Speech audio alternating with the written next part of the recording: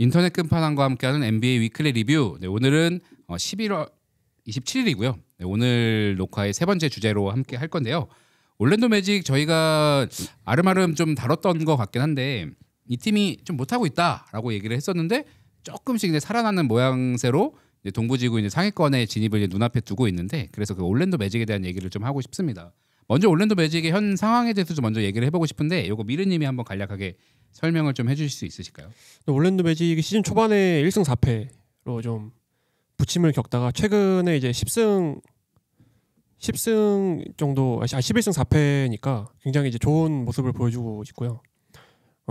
근데 이제 문제가 이제 오늘의 주제처럼 반케로가 있을 때는 정확히 5할 승률이고 반케로가 없을 때 7할 중반대 승률을 보여주고 있는데 그래서 가장 크게 바뀐 점을 말씀을 좀 드리면 확실히 팀이 빨라졌습니다. 팀의 템포가 굉장히 빨라졌고 그리고 수비가 다시 살아났습니다.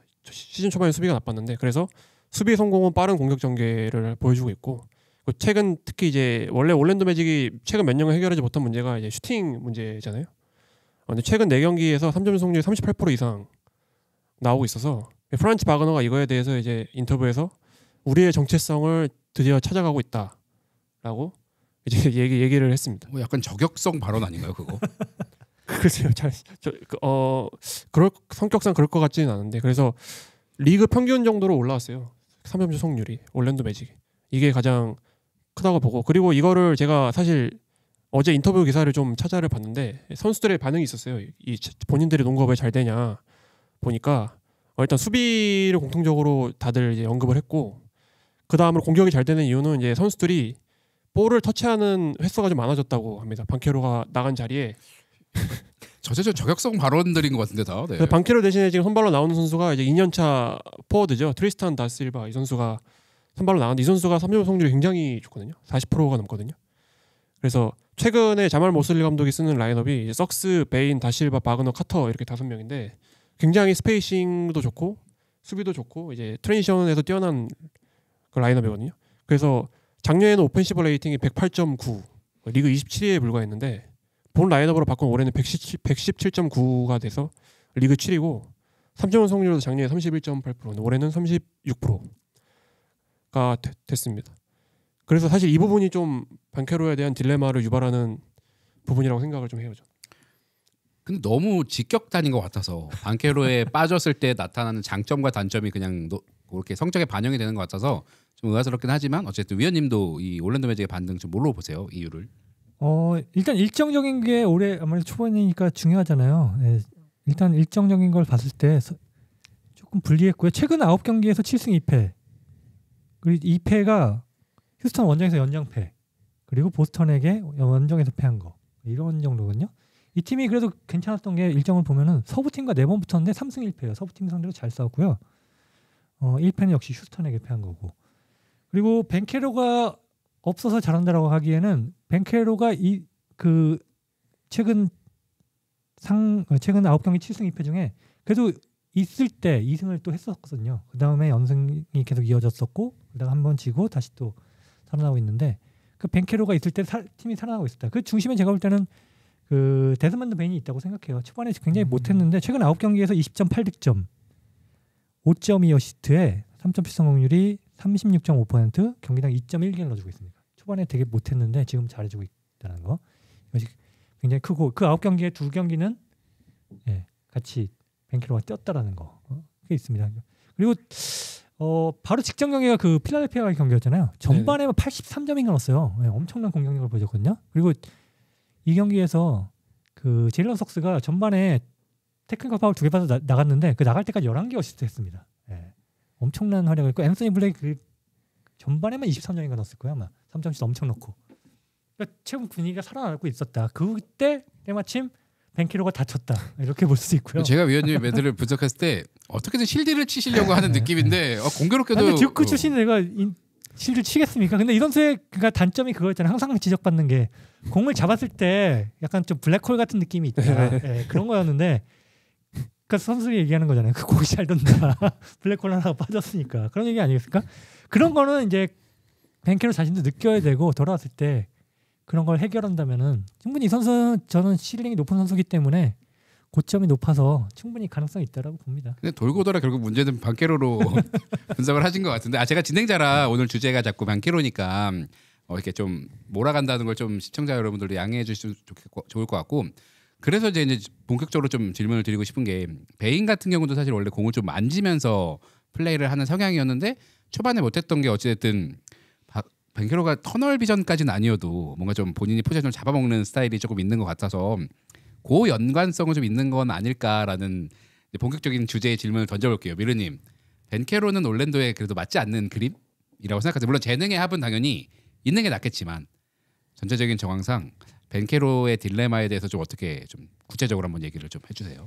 확실히 좀 요즘 트렌드에 맞는 스타일은 아니지 않나라는 생각을 드는 이유가 일단 전체 팀의 어떤 슈팅 리듬이라고 할까요? 그게 좀 올라가려면 최대한 많은 선수들이 볼 터치를 가져가면서 이제 공격에서 좀 많이 만져야 된다고 생각을 하거든요. 근데 일단 좀 벤케로가 볼을 잡았을 때는 그런 이제 그 선수 자체가 일단 스타일상 물론 패싱이 안 좋은 선수는 아닌데 좀 본인의 볼 소유 시간이 긴 게 굉장히 중요한 선수이기 때문에 아무래도 팀의 유기적인 공격에 있어서는 어느 정도 방해가 된다고 또 보고 그리고 저는 사실 이거보다 좀 문제라고 생각하는 부분은 이제 좀 얼리 오펜스를 해야 되는 팀인데 올랜도 매직이 사이즈도 크고 그렇기 때문에 반케로가 나오면 그게 안 되거든요.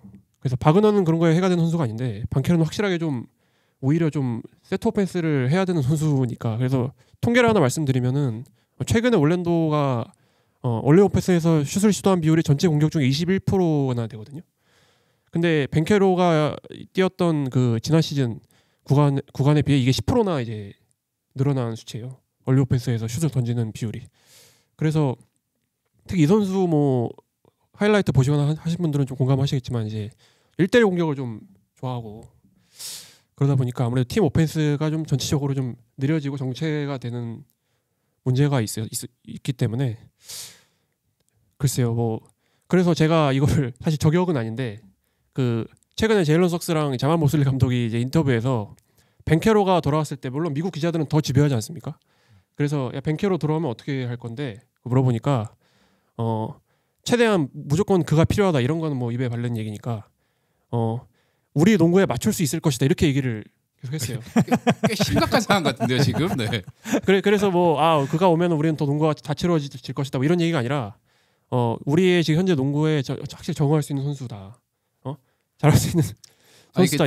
이런 뉘앙스의 어떤 인터뷰가 있었기 때문에 아마 바그너가 다시 돌아온다면 지금 장단에 맞춰야 되지 않을까요? 자신의 장단에 팀원들을 맞추게 하는 게 아니라 저는 그렇게 생각을 합니다. 가능할 거라고 보세요? 그래서 저는 이거에 대해서는 사실 좀 지식이 좀 부족해서 의원님이 약간 좀 조언을 좀 얻으려고. 아니 뭐 가능 페이스에 맞추지 못할 가능성이 있죠. 일단 역할을 좀 줄이는 게 더 중요할 것 같고. 예. 사실 보면은 아까 우리가 토론토 얘기했었는데 잉그램 같은 경우도 얘기했잖아요. 그러니까 어떻게 보면 예전에 90년대에 보면은 트위너라는 선수들이 요즘에는 효용성이 더 높아요. 근데 같은 트위너지만은 잉그램 같은 경우에는 잡고 빠르고 돌파할 수 있고 벤케로 같은 경우에는 3번으로 뛰기 3.5번인데 4번에 가깝고 잉그램 같은 경우는 3.5번인데 4번보다는 3번에 가까운 유형이잖아요. 3번에 가까운 선수들이 좀 더 각광받는 시대이기 때문에 벤케로가 조금 더 지금 시대에는 안 맞는 거다 이렇게 볼 수 있는데 그런 측면에서 벤케로보다는 바그너가 좀 더 3번에 가까운 활약을 할 수 있기 때문에 좀 더 중용을 받는 것 같고 그렇게 농구가 됐을 때 올랜도 성적이 나오고 있기 때문에 아까 좀 딜레마에 빠져 있는 것 같아요. 근데 돌아오면은 역할을 어떻게든 줄이고 뭔가 좀 다른 역할을 줘야 되겠죠. 그렇지 않으면 올랜도는 다시 또 한번 위기에 빠질 수 있겠죠. 네. 근데 이게 하물며 그 고등학교 어떤 반에서로 비유를 한다고 했을 때 뭐 내가 청소 부장이야. 근데 내가 청소를 이렇게 짜놓은 게 있어요. 그 학급 내에서. 근데 그게 어떻게 더 효율적인 방법을 찾아서 그게 채택이 안 되면 그 청소 부장을 맡은 사람도 굉장히 좀 자존심 상처를 입는데 반케로 같은 선수는 어떻게 보면 팀의 핵심이었는데 그렇게 축소된 롤을 받아들이면서도 언해피를 띄지 않고 잘할 수 있을까요, 위원님? 듀크라서 언해피 띄울 것 같은데.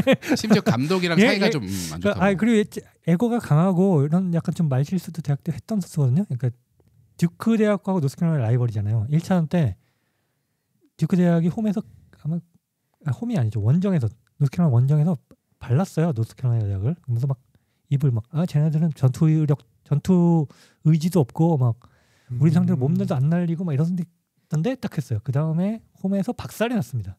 4강 파이널 4에서 두 팀이 만나서 다시 한번 박살이 나죠. 예, 그게 벤케로 때문이었다라고 저는 보거든요. 예, 진짜 눈빛이 달라졌어요. 노스캐롤라이나 선수들이 그 이후에. 그래서 결국 준우승까지 갔고 노스캐롤라이나 대학은 준우승했고 예, 듀크 대학은 4강에서 떨어졌었죠.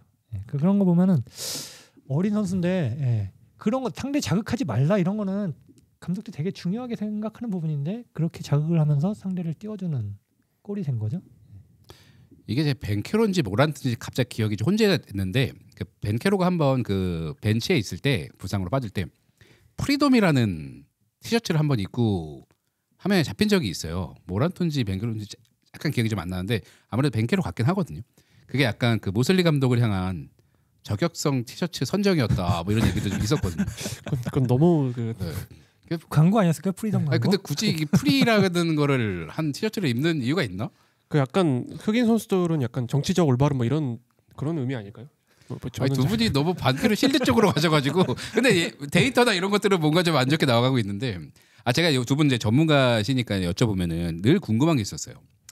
벤케로가 포지션도 좀 잡아먹고 공간도 좀 잡아먹는 스타일인데 벤케로도 사실 빅에 가깝잖아요. 체형이나 이런 것들이. 근데 거기 꼭 투빅 스타일로 웬카주를 같이 페어를 해서 그리고 웬카주가 나가면 이제 비타제 이런 선수까지 넣으면서 항상 포스를 좀 꽉 채운 그런 농구를 하는데 차라리 이럴 거면 웬카주를 좀 내리고 벤케로를 5번에서도 조금 더 빠른 농구를 하는 게 낫지 않을까 싶은 생각이 계속 들었었거든요. 이건 좀 어떻게 보세요? 근데 작년에 보면 효율성이 제일 좋았던 게 빅타제 나오고 빅 라인업 썼을 때예요. 블랙까지 나오고 석스까지 해서 장신 라인업이. 그거에 대한 미련을 못 버리는 것 같은데 저는 동의합니다. 그러니까 스몰 라인업도 쓸 수 있고 빅 라인업도 쓸 수 있어야지 상대에게 훨씬 더 부담을 주는 거거든요. 준비하는 것도 힘들고 그걸 맞추기도 힘들기 때문에 그것만 고집하는 것보다는 예. 빠른 라인업도 한번 그러니까 벤케로 충분히 5번을 쓸 수 있거든요. 미국 대표팀에서 5번을 썼던 선수고 미국 뭐 신장도 되기 때문에 그런 라인업 충분히 써야 된다고 생각합니다. 그러면 더 빨라질 수도 있고. 저는 이제 웬카주 쓰는 이유가 아무래도 뭐 공격적인 부분보다 수비적인 부분이 크지 않을까 생각을 좀 하는 게 일단 투빅을 뭐 쓰는 팀들은 좀 많았잖아요. 뭐 예를 들어서 미러키 벅스라든지 브룩 로페즈랑 야니스를 페어를 시킨다든지 뭐 지금 샌안토니오도 뭐 이제 웬반야마랑 코넬 같이 쓸 때도 많고 뭐 휴스턴도 아담스랑 이제 생곤을 많이 매치업시키고 이게 사실 보면 그게 아담스가 공격에 도움이 되는 선수는 아니잖아요, 사실. 그래서 어떻게 보면은 수비적으로 좀 림프로텍팅이 가능한 선수를 하나 좀 갖다 놓고 그리고 이제 웬카주가 실제로 좀 이번 시즌 초반 경기인가 그 결정적인 공격 리바운드를 잡아가지고 이제 경기를 좀 연장 끌고 가 뭐 이런 장면도 있었고 그래서 실제로 라인업을 어떤 로테이션을 본인들이 이제 설정을 할 때 그 라인업 데이터를 볼 거 아니겠어요? 그때 확실히 좀 웬카주가 들어가는 빅 라인업이 마진이 좋으니까 아마 그런 판단하에 쓰는 게 아닐까라고 생각을 좀 합니다. 그래서 벤케로가 돌아오더라도 뭐 큰 어떤 그 운용의 변화는 없을 거다. 그렇죠. 메인 DC는 아무래도 좀 확실히 웬카주가 들어가는 라인업이 될 것 같은데 제한적으로 좀 벤케로가 5번에 들어가는 라인업도 가능한데 벤케로가 과연 5번에서 좀 이제 땡깡 부리지 않고 좀 구준일이라든지 리바운드 이런 거 열심히 해줄 수 있을라나 그거는 저도 잘 회의적이어서 제가 벤케로를 판타지 데리고 있거든요. 근데 10경기 정도 그냥 빠졌어요 지금. 근데 너무 갑자기 부상 소식이 전해지고 갑자기 빠진 느낌이 들어가지고 약간 저는 개인적으로 올랜도 내부에서의 어떤 그 잡음이 알려진 것보다는 조금 더 심하지 않을까라는 생각을 개인적으로 이제 의심을 좀 하긴 하는데 어쨌든 그거는 아직 드러나진 않으니까. 미르 기자님 방금 얘기해 주신 거에서 좀 궁금한 점이 생겼는데 위원님 혹시 스티브 아담스 같은 경우 선수를 수비 때문에 쓴다고 얘기하셨는데 사실은 휴스턴은 이제 오펜스 리바운드에 조금 더 비중을 둬서 아담스를 좀 쓰는 것 같긴 한데 공격 리바운드를 잘 잡는 센터는 수비력이 좋은 건가요? 공격력이 좋은 건가요? 공격 리바운드를 잘 잡는 선수는 공격 리바운드를 잘 잡는 거죠. 수비를 잘한다 뭐 이런 거보다는 약간 공격적인 공격 리바운드를 잘 잡는 거죠 그냥. 그냥 갑자기 들어. 수비 못해도 공격 리바운드만 잘 잡는 애들도 있었거든요 예전에 보면. 네. 옛날 레지 에반스 말할 수 있잖아요. 그렇죠. 그 리바운드 걔는 리바운드를 잘 잡는 애죠. 네. 아무튼 제가 또 딴 길로 샜는데 어쨌든 준비하신 것 중에 올랜도 얘기 조금 더 하실 거 있으면 편하게 해주시면 좋겠습니다. 제가 이제 마지막에는 그래도 좀 아름답게 끝내야 되니까 방송이 좀 실드를 좀 필요하다. 올랜도에 벤케로가 필요한 이유를 좀 얘기를 하자면요. 저는 뭐 인용한 겁니다. DS 레틱의 기사를 인용한 건데 반케로가 무조건 필요하다는 이유는 일단 플레이오프 때문이라고 꽂있거든요. 왜냐면 올랜도 매직은 일단 플레이오프를 목적으로 하는 팀이니까 사실 정규리그보다는 이 선수가 플레이오프는 일단 템포가 극단적으로 느려지는 이런 리그가 완전 다른 리그가 되잖아요. 그래서 이런 상황에서는 확실히 벤케로의 가장 이제 아무도 따라올 수 없는 능력이 그 팀에서 이제 자유투 획득 능력이거든요. 그래서 자유투 획득에 능하고 1대1 공격이 뛰어나기 때문에 플레이오프에서는 확실하게 필요하다. 그리고 특히 지난 이제 2년간의 플레이오프 클리블랜드랑 붙었고 작년에는 이제 누구랑 붙었죠? 그 보스턴하고 붙었잖아요. 그때 벤케로가 평균 28점, 야투율 45%를 기록을 했거든요. 그래서 확실히 플레이오프에 가면 벤케로의 어떤 더맨 활약이 필요해질 거기 때문에 아쉬운 상황이 올 거기 때문에 저는 벤케로가 우승을 위해서라면 필요하다라고 생각을 합니다. 굉장히 일리 있는. 네, 저 동의해요. 저 작년에 우리가 리뷰할 때도 그랬죠. 올랜도라는 팀은 플레이오프에서 더 무서운 팀이 될 거고 특히 빅라인업을 쓰기 때문에 상대 요즘 예를 들어 작은 팀들 상대로 구멍을 공략하기도 좋고 오히려 플레이오프에서는 더 위력을 발휘할 수 있는 팀이다라고 생각을 합니다. 올랜도 걱정은 하지 않는 걸로 올랜도 정리를 해도 될 것 같아요. 어쨌든 자기 자리 찾아가고 있는 중이고 벤케로 없이도 동부지구 상위권에 올라갈 수 있다면 사실 벤케로 같은 예비 전력을 하나 두는 것도 사실은 너무나 사치에 가까울 정도로 분에 넘치는 거니까 그래서 결론적으로 올랜도 매직이 최상위권으로 자리를 잡겠죠.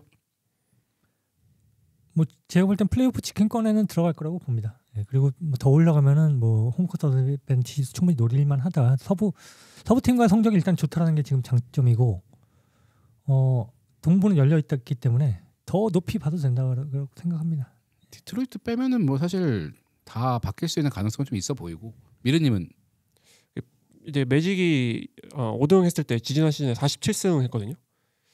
그 정도보다는 좀 더 하지 않을까 생각이 들어서 50승 정도 하지 않을까 생각이 들어서 한 4위 정도 예상을 하고 있습니다. 미르님한테 이거 하나 질문해야겠다. 저희 그 올랜도 특집을 얼마 전에 했었거든요. 저희 그 시즌 전에. 근데 그때 이제 위원님이나 뭐 이렇게 저희 나왔던 토픽 중에 하나가 바그너 벤케로 결과적으로 1옵션은 누구냐 뭐 이런 논쟁이 있었었거든요. 누구라고 보세요? 그거는 아무래도 벤케로 아닐까요? 팀에서도 그렇게 생각할 것 같은데 아무래도 뽑은 것도 그렇고 픽 순위도 그렇지만은 저도 이거는 정확히 대답을 못 하겠습니다. 죄송합니다. 아니 본인의 의견인데. 네. 저는 벤케로라고 생각합니다. 위원님 벤케로라고 하시죠? 네, 저도 벤케로라고 했죠. 네. 팀의 코어로 잡을 만한 선수라고 생각을 합니다. 이 선수는 충분히.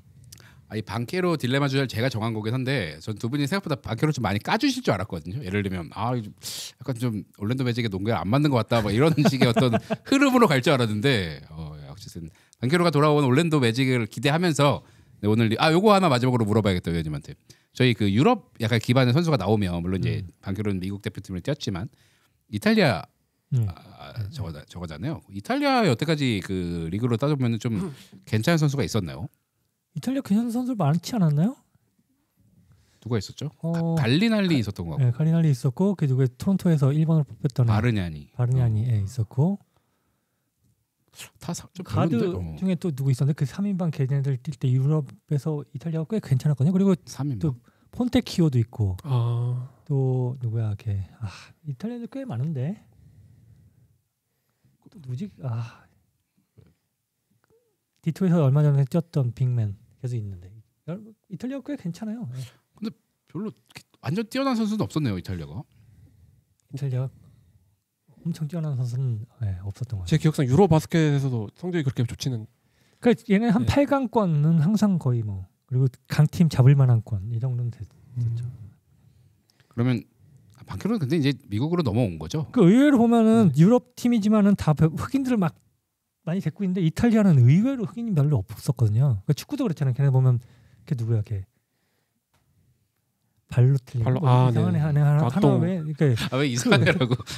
약간 좀 악동이잖아요. 좀 이상하긴 하죠. 그러니까 그런 애 하나 흑인 외에는 없잖아요. 약간 얘네도 우리 반도 국가라고 비슷하잖아요. 약간 자기네 이런 거 되게 따지고 그래서 그런지 흑인들이 없어서 그럴 수도 있어요. 보면 독일도 흑인들이 꽤나 많고 프랑스도 흑인 투성이고 다 그런데 그리스도 흑인들이 있고 얘네는 거의 백인들만 있거든요. 이탈리아가 약간 바다에 둘러싸이고 그 알프스산 때문에 약간 교류가 주변 국가랑 좀 적고 해가지고 폐쇄적인 약간 그런 문화가 좀 있나 봐요.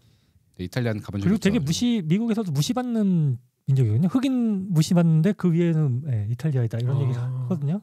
그 영화 보면 나와요. 그린 북이라는 영화 보면은 그게 흑인 피아니스트를 데리고 남부 투어를 가는데 그 기사 겸 보디가드를 한 백인이 하는데 걔가 이탈리아계예요. 그래서 남부에 잡혀. 아주 백인이 흑인 막 이런 사다가 이탈리아계는 똑같은 둘이 똑같이 취급해 버리거든요. 이런 거 보면 그게 되게 유명한 버디 무비 아니에요? 버디무비고 그런 인종차별 관련된 영화죠. 거기 보면 여기서 딴 얘기로 했었는데 좋죠 뭐. 중간에 그래서 막 호텔에서 흑인이니까 밥을 안 주는 거예요. 그러니까 밥을 안 주면 연주를 못 하겠다 그러는 거예요.